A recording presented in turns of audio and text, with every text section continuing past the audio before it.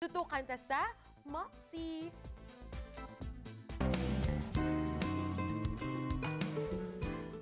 Mayong aga mga kapuso, ako si Mama Jo. Mga mamsi, kung may problema kamo sa bayo sa inyong mga bata nga nagtuluan sa kandila, may-ari kita mga mamsi sang solusyon para masulba din na.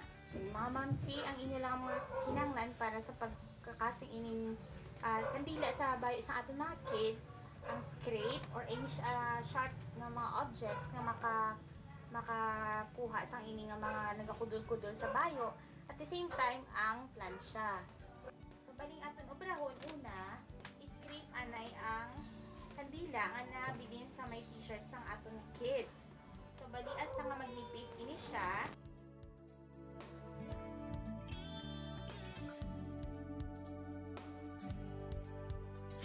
And then, baliskado natin siya sa likod.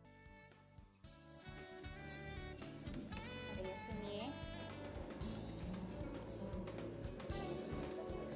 Pagkatapos, kung daw manipis na, kag hindi na madalas ang scraper ang kandila, amo na siya dayon pagplansya naton sa iya.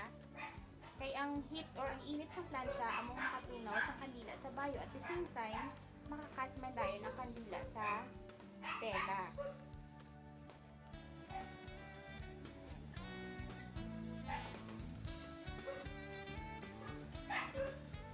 Alis ka dun sa pihak para at least maano git sigurado nga matunaw ang kandila sa bayo. Kung manipis na siya, kag wala na sang may kudul-kudul or nagadamol sa tela sang bayo sang aton kids, meaning natunaw na ang kandila dira.